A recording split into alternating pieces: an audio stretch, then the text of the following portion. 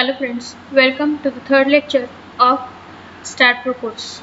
In the previous two lectures, we have discussed about making a node as well as adding a beam. Then in the second, we discussed about cursor, translational repeat and cut section command. Now in today's lecture, we are going to discuss the different type of ways for selection of beams and columns. So let's start. In the last lecture or in the last video we have prepared this type of model.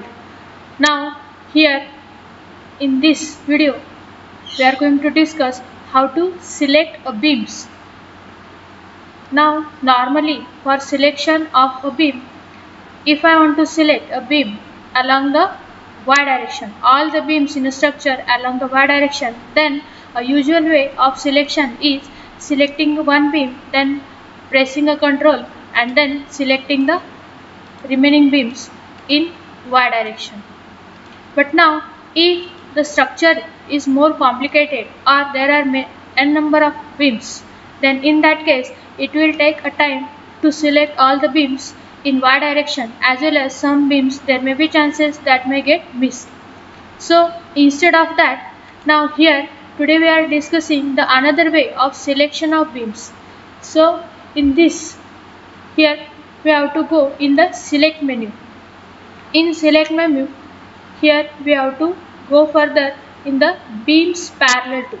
Now here if I want to select a beam parallel to y direction, so here I am selecting a y. So you can see here immediately all the beams in y direction that will be get selected.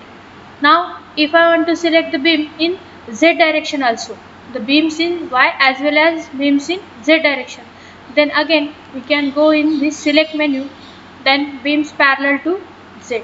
So here you can see all the beams in y as well as in z direction that will be get selected, and whatever the operations you want to apply on these beams, that can be applied very easily.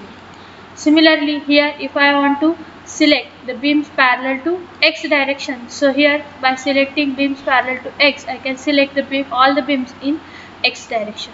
So this is very simple way to select the beam in the required direction, that is in x direction, y direction or z direction, or any two direction, xy direction, xz direction, yz direction likewise. Now along with the beam, here in selection menu there are different options available for selection, that is plates parallel to. Now here if I want to select the plates in xy plane, in yz plane, in xz plane, that will be available over here. Then further by range also option is available, by range in xy, in yz and in z. So for example here this is the structure, and now I want to select a beam up to only first two floors, that too in xy direction or xy plane. So here I am going to here by selecting by range, now xy plane. So z minimum or the minimum height provided, let's say here 6. So minimum let's say 3 and maximum let's say 6, and press the OK. So here further, just a minute, by the range xy, select by the range xy. So I am selecting here 0, then here 3, hitting OK. So here in xy plane 0 to 3, that will be get selected over here. Now similarly if I want to select here by range in yz plane, then the minimum value of x is 0 and the maximum value of x is 9. Okay, so all the it will be get selected. So in this way, whatever the way we want to select, that can be select by using this selection menus. Also in this select menu, few more options related to cursors are available. In the last video we have discussed about this node cursor, beam cursor. Those are available on this main screen. These are also available over here, that is node cursor, beam cursor, plate cursor, surface cursor and so on.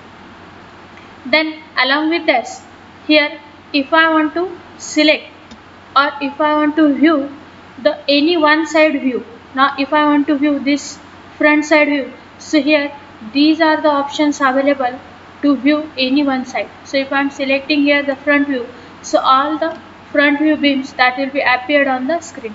Now if I want to view the backside view, so all the beams on this backside that can be select or display on the screen. Similarly, if I want to view the top view, then the top view will be selected over here or displayed over here. So in this way, any type of view that we can see by using these different view directions. And if I want to further select or to view the whole structure, then this is the command display whole structure.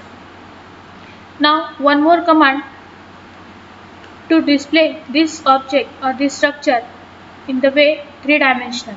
So here this is the command 3D rendered view. If I am selecting this 3D rendered view, now here we can rotate or we can see the structure in all the 3-dimensional views. Likewise here we can also rotate.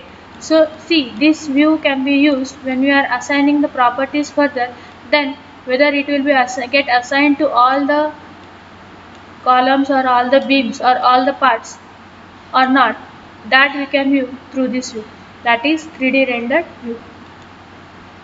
So up till now we have discussed all the different type of basic commands that are used in the StatPro.